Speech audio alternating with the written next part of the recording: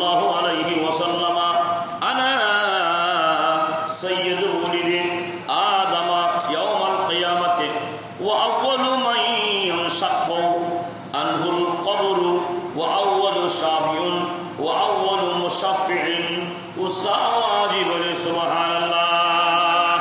প্যারা হাজরিন, শুনেন রাসূল পাক সাল্লাল্লাহু আলাইহি ওয়াসাল্লাম হযরত আবু হুরায়রা বর্ণিত তিনি বলেন قال رسول الله صلى الله عليه وسلم রাসূল পাক সাল্লাল্লাহু আলাইহি ওয়াসাল্লাম আশআবামাতুন আনা আমি সাইয়্যিদুন, আমার রাসূল বলেন সাইয়্যিদুল বুলদা আদম ইয়াউমাল কিয়ামাহ।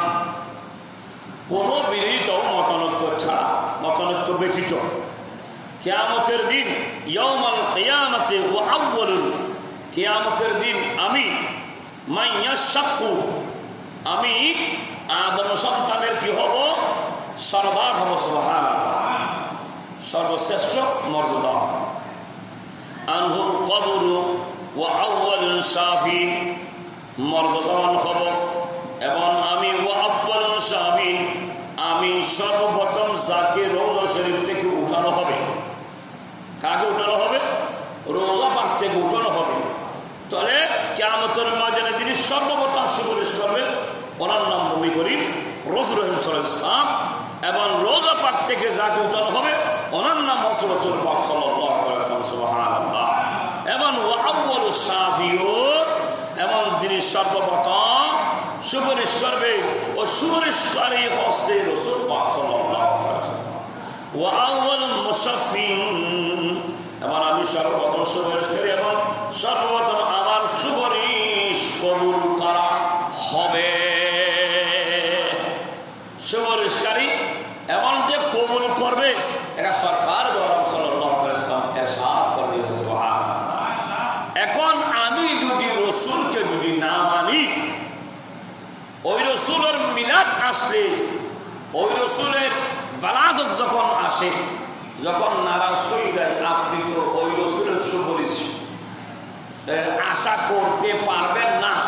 কারণ যে রাসূল থেকে রাসূলকে সর্বপ্রথম রওজা পাক থেকে উঠানো হবে এবং সুপারিশের ক্ষমতা দেওয়া হবে এবং সুপারিশ কবুল করবে আল্লাহ সর্বপ্রথম, ওটাই আমার রাসূল প্রতিশ্রুতি দিয়েছে। এই কথা বলছেন, কারণ এখানে মিথ্যা নয়।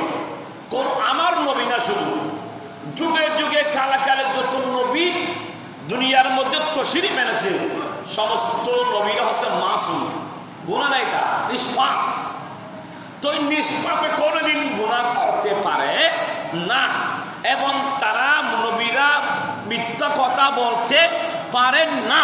সরকার সাল্লাল্লাহু তাআলা আলাইহি ওয়াসাল্লাম কোন অবস্থাতে দুনিয়ার জমিনে ৬৩ বছর জিন্দেগিতে মক্কার জমিনে হচ্ছে আপনার ৫৩ বছর মক্কার জমিনে কাটিয়েছে, ১০টি বছর মদিনাতুল মুনাওয়ারা কাটিয়েছে, ৫৩ প্লাস ১০ বছর যোগ করে ৬৩ বছরের মধ্যে রাসূলুল্লাহ সাল্লাল্লাহু আলাইহি ওয়াসাল্লাম কোনো একদিনও কোনো সময়ের মধ্যে মিথ্যা কথা বলেননি। সুবহানাল্লাহ। তামাম মুসলিম সরকারে দো আলম সাল্লাল্লাহু আলাইহি ওয়াসাল্লাম। তাহলে ওই নবী যখন কথা বলবেন অনেকে বিশ্বাস করে নিতে হবে। যখন বিশ্বাস করবে না, উনি নামে মুসলমান, তার ঈমান নেই। যখন কোনো কিছু বলা ছাড়া সিদ্দিক আকবর সাথে সাথে বলে দিয়েছে, যখন রাসূল পাক সাল্লাল্লাহু তাআলা আলাইহি ওয়াসাল্লাম যখন মেরাজের রোজতে রাতে রাতে মেরাজ করে চলে আসতো, যখন দুনিয়ার জমিনে মক্কার জমিনে যখন আসার পর তখন বলতেছে রাসূল পাক সাল্লাল্লাহু তাআলা আলাইহি ওয়াসাল্লাম রাতে রাতে মেরাজ করছে, খোদার সাথে দিদার এলাই করে আসছে। কোরআন বর্ণনা বলতে লাগলো, এটা কি পারা যায়? প্রশ্ন করেছিল, যদি নবী মেরাজ রাতে রাতে করতে পারে তাহলে বাইতুল মুকাদ্দাস শরীফে কয়টি জানালা, কয়টি দরজা, সেটা কি রকম যখন বলতে পারবে তখন আমরা মেনে নেব। সুবহানাল্লাহ। তাহলে রাসূল পাক সাল্লাল্লাহু তাআলা আলাইহি ওয়াসাল্লাম সাথে সাথে বলে, কে আসো? ওরা কে আসো আমার থেকে বাইতুল মুকাদ্দাস সম্পর্কে জিজ্ঞাসা করো। তখন করার করতেছে, বলে বাইতুল মুকাদ্দাসে সাথে সাথে বলে দিচ্ছে বাইতুল মুকাদ্দাসে কয়টি দরজা আছে, কয়টি পাখা আছে, যত কিছু দ্রব্যাদি আছে সবগুলো যখন প্রশ্ন করলো অনেক রাসূল পাক বলে দিয়েছে সুবহানাল্লাহ। সিদ্দিক আকবরের কাছে কি গেল, সংবাদ পৌঁছে গেল সিদ্দিক আকবর আজ রাতে আপনার নবী নাকি মেরাজ করে আসছেন। সিদ্দিক আকবর বলতেছে আমার রাসূল বলছে কিনা, ওদের নাম বলতেছে তো আমার কারো কাছে জিজ্ঞেস করতে হবে না, আমার কোনো দলিল লাগবে না। আমি আমার রাসূলের জবান পাক থেকে যখন বাহির হবে আমার রাসূল রাতে রাতে মেরাজ করে আসছে, আমি সিদ্দিক আকবর অনায়াসে মেনে নিলাম। সুবহানাল্লাহ।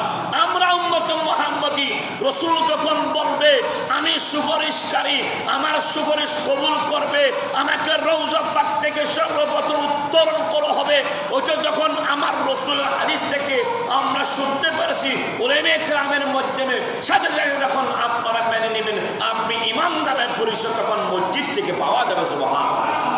আর কিছু লাগবে না, আমায় আপনার বড় আমল লাগবে না, একটা আমার নবীকে বিশ্বাস করতে হবে, আল্লাহর কোরআনকে বিশ্বাস করতে হবে, সরকার হাদিস বিশ্বাস করতে হবে, আপনি সাকসেস, আপনি ইমানদার। সুবহানাল্লাহ।